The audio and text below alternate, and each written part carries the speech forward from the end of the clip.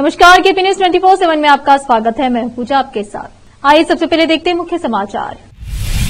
कांग्रेस वामपंथी धोखेबाज तरीकों से राज्य को स्थिर करने वाली सरकार है, पूरे केंद्रीय मंत्री एच डी कुमारस्वामी। दावणगेरे में भारी बारिश के कारण रेलवे अंडरब्रिज में डूबा ट्रैक्टर, 10 लोगों को बचाया गया। कर्नाटक के स्कूटर मैकेनिक की चमकी किस्मत, लॉटरी में जीते 25 करोड़। जहीराबाद में इस्लामिक सेंटर एवं पब्लिक स्कूल शांतिनगर के नए भवन का हुआ उद्घाटन। हरियाणा में 15 अक्टूबर को नई सरकार की शपथ, प्रधानमंत्री मोदी होंगे शामिल। दिल्ली के रमेश नगर में मिली 2000 करोड़ की कोकीन, ड्रग्स लाने वाले शख्स लंदन भागा।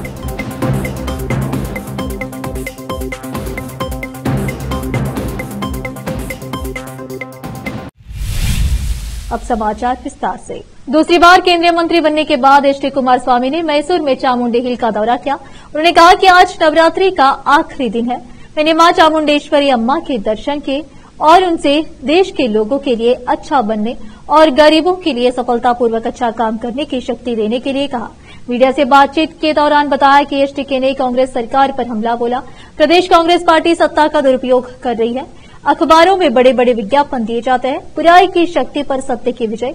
एक ऐसी सरकार है जो वामपंथी तरीकों और छल से कर्नाटक राज्य को स्थिर कर रही है, लेकिन मेरी राय में यह वामपंथी धोखेबाज तरीकों से राज्य को स्थिर करने वाली सरकार है। आपने कौन सा सच्चा धर्म बचाया? मैं यह सिद्धरामैया से पूछना चाहता हूं। मूसलाधार बारिश के कारण गुरुवार रात तालुका दावणगेरे के कुरके गांव के पास रेलवे अंडरब्रिज पर ट्रैक्टर भारी पानी में डूब गया। घटना में खतरे में पड़े 10 लोगों को बचाया गया। अशोक, राकेश, आदर्श, बसवराज, वेंकटेश, रुद्रप्पा, आनंद, रमेश, गोविंदप्पा और इरत्तप्पा को चंदगिरी तालुके के लक्ष्मी सागर सहित चिक्कागंगूर गांव से बचाया गया। कुरके गांव के पास तुमकुरू दावणगेरे चित्रदुर्ग सीधी रेलवे लाइन के अंडरब्रिज का निर्माण कार्य चल रहा है। ऐसे में ऐसी स्थिति है कि वाहनों को कुरकी स्थित अंडरब्रिज से होकर गुजरना पड़ता है। दावणगेरे तालुके में भारी बारिश के कारण इस कुरकी पुल के निचले हिस्से में काफी पानी भर गया था। नट से भरा एक ट्रैक्टर अनागोड़ी से कुरकी होते हुए चिक्कागंगूर की ओर जा रहा था। रात में जलस्तर बढ़ने की भनक नहीं लगने पर चालक ने भी ट्रैक्टर चला दिया। हालांकि अग्निशमन अधिकारियों ने कहा कि इंजन बंद हो गया और ट्रैक्टर रुक गया, जिससे दुर्घटना हुई। कर्नाटक के एक स्कूटर मैकेनिक की गुरुवार को किस्मत चमक गई। मंड्या निवासी मैकेनिक अल्ताफ ने 25 करोड़ की केरल तिरुवोनम बम्पर लॉटरी जीती। अल्ताफ ने कहा कि मैं लगभग 15 साल से लॉटरी टिकट खरीद रहा था, आखिरकार मैं जीत गया। अल्ताफ अपने लॉटरी टिकट को भुनाने और अन्य औपचारिकताएं पूरी करने के लिए वायनाड पहुंच गए हैं। उन्होंने कहा कि वह अपने बचपन के दोस्त से मिलने के लिए अक्सर वायनाड आते हैं। मैं जब भी दोस्त से मिलने आता था तब टिकट खरीदता था। कोविड महामारी के दौरान खरीद में कथित हेराफेरी की जांच के लिए एक विशेष जांच दल एसआईटी बनाने के फैसले के लिए सत्तारूढ़ कांग्रेस पर व्यापक हमला बोलते हुए भाजपा एमएलसी एन रवि कुमार ने गुरुवार को आरोप लगाया कि सत्तारूढ़ दल प्रतिशोध की राजनीति में लिप्त है। रवि कुमार ने कहा कि भाजपा पूछताछ का सामना करने से डरती नहीं है, लेकिन आश्चर्य की बात यह है कि मुख्यमंत्री को यह निर्णय लेने में इतना समय क्यों लग रहा है। उन्होंने आरोप लगाया कि कोविड खरीद में एसआईटी का गठन प्रतिशोध का स्पष्ट मामला है, क्योंकि वे अपने घोटालों को Valmiki ST development corporation fund diversion और एमयूडीए साइट आवंटन घोटाला सार्वजनिक प्रकाश में आने के बाद ही इस निर्णय पर पहुंचे। विधान परिषद में विपक्ष के नेता टी चलवादी नारायण स्वामी ने संवाददाताओं से अलग से कहा कि कांग्रेस अपने नेताओं के खिलाफ भ्रष्टाचार के मामलों को बंद करके उन्हें क्लीन चिट देने के लिए एसआईटी का गठन करती है। जमात इस्लामी हिंद जहीराबाद एवं Muslim educational and social society Zaheerabad द्वारा इस्लामिक सेंटर और पब्लिक स्कूल शांतिनगर की नई इमारत का उद्घाटन किया गया। इस नई इमारत का उद्घाटन जमात इस्लामी हिंद तेलंगाना के अमीर डॉक्टर मोहम्मद खालिद मुबशिर ने किया। इस अवसर पर शैक्षणिक चुनौतियों और हमारी जिम्मेदारियां शीर्षक पर एक विशेष संबोधन प्रस्तुत किया गया। अमीर जमात इस्लामी तेलंगाना ने जमात इस्लामी जहीराबाद को इसके पुनर्निर्माण के लिए बधाई दी और इस्लामिक सेंटर और पब्लिक स्कूल उर्दू और अंग्रेजी मीडियम के मानक को बढ़ने पर ध्यान आकर्षित करवाया और कहा कि इस्लाम के प्रचार प्रसार के लिए इमारतों का बेहतर तरीके से इस्तेमाल किया जाना चाहिए। इस शुभ अवसर पर स्थानीय जमात इस्लामी जहीराबाद के अमीर और Muslim educational and social society Zaheerabad के अध्यक्ष मोहम्मद नाजिमुद्दीन गौरी ने मेहमानों का स्वागत किया। इस मौके पर जिला सचिव सुलेमान कुरैशी, जिला नाजिम संगारेड्डी सलाउद्दीन बाबर, सहायक जिला नाजिम कैसर गौरी, स्थानीय सचिव मोहम्मद मोइनुद्दीन के अलावा भारी संख्या में गणमान्य पुरुष और महिलाएं उपस्थित थे। जहीराबाद से मोहम्मद नेमतुल्लाह की रिपोर्ट। अब फिलहाल लेते एक छोटा सा ब्रेक। कील मुहासों के दाग, मस्सा, बालों का झड़ना, गंजापन, चेहरे पर अनचाहे बालों से परेशान लोगों के लिए खुशखबरी। अब इन सभी प्रकार की समस्याओं को दूर करने के लिए शहर बीदर में खुल गया है Biyani skin and hair clinic, cosmetic and laser centre, जहां पर त्वचा, बालों एवं चेहरे पर दाग धब्बे, शरीर में खुजली, नाखूनों से संबंधित बीमारी के अलावा और भी कई बीमारियों का इलाज किया जाता है। इसके अलावा बीदर में पहली बार यहां पर अनचाहे बालों को निकालने के लिए लेजर ट्रीटमेंट अवेलेबल है। अपने खोए हुए बालों के लिए पीआरपी और जीएफसी थेरेपी अवेलेबल है। यहाँ पर लेजर द्वारा टैटू भी रिमूव किया जाता है और मस्से भी निकाले जाते हैं। Doctor Vinay Kumar Biyani MBBS MD, consultant dermatologist, cosmetologist and trichologist की निगरानी में चलाए जाने वाले स्किन एंड हेयर क्लिनिक में आकर अपनी बीमारियों और समस्याओं को दूर कीजिए और इस क्लिनिक के इलाज से फायदा उठाइए। आज ही चले आइए। यहाँ पर बीदर के अलावा महाराष्ट्र और तेलंगाना से भी पेशेंट आकर लाभ उठा रहे हैं। पहले पीआरपी थेरेपी और लेजर ट्रीटमेंट के लिए लोग हैदराबाद जाते थे। अब यह सब चीजें यहीं बीदर में उपलब्ध है। नई कमान के पास बस स्टॉप के सामने बिल्डिंग में हमारा क्लिनिक है। चले आइए Biyani skin and hair clinic, cosmetic and laser centre. Timing सुबह 11 बजे से 9 बजे तक, 11 to 9 PM। अपॉइंटमेंट के लिए इस नंबर पर संपर्क कीजिए 9243573333। ब्रेक के बाद आपका स्वागत है। आइए देखते हैं अन्य समाचार। संगारेड्डी जिला के जहीराबाद में दक्षिण मध्य रेलवे प्रबंधक बरतेश कुमार जैन ने जहीराबाद रेलवे स्टेशन का दौरा किया और यहां रेलवे स्टेशन के नवीनीकरण के काम का मूल्यांकन किया और काम कहां तक पहुंचा उसकी जांच की। उन्होंने बताया कि जल्द ही रेलवे स्टेशन के नवीनीकरण के काम पूरा होगा। जहीराबाद से मोहम्मद नेमतुल्लाह की रिपोर्ट। हरियाणा में 15 अक्टूबर को नई सरकार के गठन की संभावना है। सूत्रों के मुताबिक पंचकुला में 15 अक्टूबर को बीजेपी की सरकार का शपथ ग्रहण समारोह होगा। शपथ ग्रहण समारोह में पीएम मोदी के अलावा कई केंद्रीय मंत्रियों और कई राज्यों के मुख्यमंत्री की शिरकत करने की बात कही जा रही है। हरियाणा सरकार ने पंचकुला के जिला उपायुक्त की अध्यक्षता में 10 सदस्यीय कमेटी का गठन किया है। इस कमेटी शपथ ग्रहण समारोह के आयोजन की जिम्मेदारी दी गई है। विधानसभा चुनाव में पार्टी की जीत के बाद राज्य में नई सरकार के प्रमुख के रूप में अपने संभावित शपथ ग्रहण से पहले नायब सिंह सैनी ने बुधवार को दिल्ली में प्रधानमंत्री नरेंद्र मोदी और अन्य वरिष्ठ भाजपा नेताओं से मुलाकात की थी। जीत के बाद भारतीय जनता पार्टी की तरफ से कहा गया है कि नायब सिंह सैनी फिर से मुख्यमंत्री बनाए जाएंगे। अवैध कब्जे को लेकर दिल्ली विकास प्राधिकरण को अदालत के साथ ही आम लोगों की आलोचनाओं का भी सामना करना पड़ता है।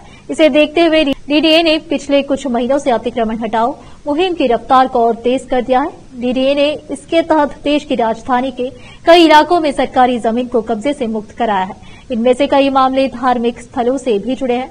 अब ऐसा ही एक मामला सामने आया है जिसमें दिल्ली हाईकोर्ट ने डीडीए के काम में दखल देने से इंकार करते हुए स्थानीय लोगों की ओर से दायर याचिका को खारिज कर दिया। यह मामला पार्क में बने दशकों पुराने शिव मंदिर से जुड़ा है। हाईकोर्ट ने इस मामले में याची के अधिकार पर ही सवाल उठा दिया।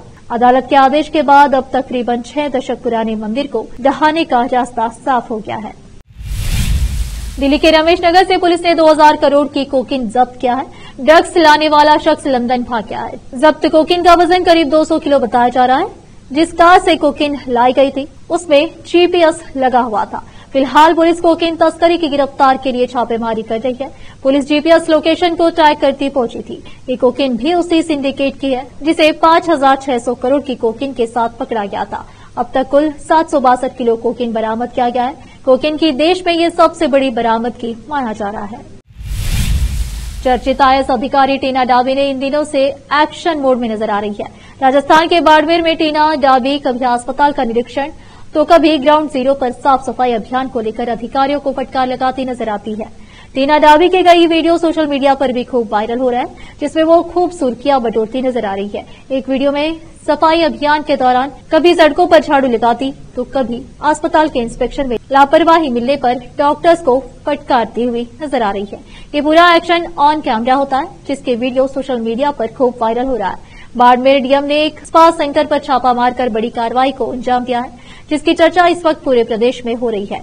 बाड़मेर के सदर थाना क्षेत्र के पास सफाई अभियान चल रहा था जिसका निरीक्षण करने अचानक टीना डाबी पहुंचे। इस दौरान उन्हें एक स्पा सेंटर नजर आया जिसके दरवाजे के अंदर से बंद थे। उन्होंने अधिकारियों से इन दरवाजों को खुलवाने के लिए कहा, लेकिन काफी खटखटाने के बाद भी किसी ने दरवाजा नहीं खोला और शक होने पर कुछ पुलिसकर्मी छत के रास्ते स्पा सेंटर में दाखिल हो गए, जबकि अन्य पुलिसकर्मी दरवाजा तोड़कर अंदर घुस गए। स्पा सेंटर में कई कमरे बने हुए थे, जिनमें 5 लड़कियां और 2 युवक आपत्तिजनक स्थिति में मिले। अब फिलहाल एक और छोटा सा break.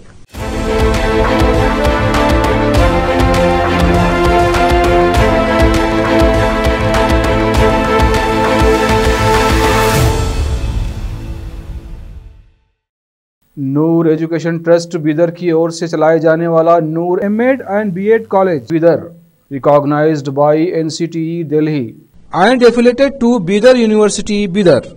Admission are open for the academic year 2024-25। विशेषज्ञ और सक्षम शिक्षकों द्वारा शिक्षा प्राप्त करने के लिए नूर एमएड एंड बीएड कॉलेज में दाखिला लें और शांत वातावरण में शिक्षा प्राप्त करें। बीदर शहर में बेहतर शिक्षा का एकमात्र केंद्र Noor MEd and BEd college, Shahpur gate, Bidar. Phone numbers 9945283920, 8482221297। Hindustan के हर कोने में हम हैं मौजूद।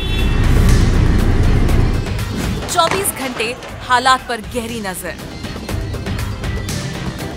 खबरों से जुड़े चुपते सवालात, और आपको दिखाता है धार्मिक, सामाजिक, राजनीतिक, लोकल और इंटरनेशनल न्यूज की सबसे बेहतर कवरेज, जो आपको रखती है हर पल बाखबर। देश और दुनिया भर की खबर के लिए देखते रहें केपी न्यूज 24/7। ब्रेक के बाद आपका स्वागत है। आइए देखते हैं समाचार। दिल्ली कैबिनेट ने गुरुवार के एक बड़ा फैसला लेते हुए दिल्ली में विधायक फंड को प्रतिवर्ष 10 करोड़ रुपए से बढ़ाकर 15 करोड़ रुपए करने का फैसला लिया है। इस विषय में प्रेस कॉन्फ्रेंस के जरिए साझा करते हुए मुख्यमंत्री आतिशी ने कहा कि अब दिल्ली में विधायकों को प्रतिवर्ष विधायक फंड में 15 करोड़ रुपए मिलेंगे। उन्होंने कहा कि ये देश बाकी राज्यों से कई गुना ज्यादा है। सीएम आतिशी ने कहा कि पिछले 10 साल से दिल्ली सरकार ने अरविंद केजरीवाल के मार्गदर्शन में दिल्ली वालों की बेहतरी के लिए काम किया और आगे भी जारी रहेगा। सीएम आतिशी ने कहा कि आज दिल्ली सरकार की कैबिनेट की महत्वपूर्ण बैठक में विधायक फंड से जुड़ा हुआ बहुत बड़ा फैसला लिया गया। विधायक फंड लोकतंत्र में बेहद महत्वपूर्ण होता है, जिससे जनता अपने क्षेत्र में छोटे बड़े विकास कार्य अपने विधायक के माध्यम से करवा सकते हैं। अपना काम करवाने के लिए विधायक फंड जनता की आवाज है। हरियाणा में बीजेपी ने तीसरी बार जीत की हैट्रिक लगाई है। वहीं कांग्रेस सिर्फ 37 सीटों पर ही सिमट गई। मतगणना के बाद से ही कांग्रेस की तरफ से लगातार डीवीएम में गड़बड़ी को लेकर सवाल खड़े किए जा रहे हैं। हालांकि चुनाव आयोग ने गड़बड़ी के आरोप का जवाब भी दिया। हरियाणा से बड़ी खबर सामने आ रही है कि सूत्रों के अनुसार कांग्रेस नेतृत्व भूपेंद्र हुड्डा से नाराज है, इसीलिए हुड्डा कल ही बैठक में नहीं थे। आखिर में फिर एक बार नजर डालते हैं मुख्य समाचारों पर। कांग्रेस वामपंथी धोखेबाज तरीकों से राज्य को स्थिर करने वाली सरकार है, पूर्व केंद्रीय मंत्री एच डी कुमारस्वामी। दावणगेरे में भारी बारिश के कारण रेलवे अंडरब्रिज में डूबा ट्रैक्टर, 10 लोगों को बचाया गया। कर्नाटक के स्कूटर मैकेनिक की चमकी किस्मत, लॉटरी में जीते 25 करोड़। जहीराबाद में इस्लामिक सेंटर एवं पब्लिक स्कूल शांतिनगर के नए भवन का हुआ उद्घाटन। हरियाणा में 15 अक्टूबर को नई सरकार की शपथ, प्रधानमंत्री मोदी होंगे शामिल। दिल्ली के रमेश नगर में मिली 2000 करोड़ की कोकीन, ड्रग्स लाने वाले शख्स लंदन भागा।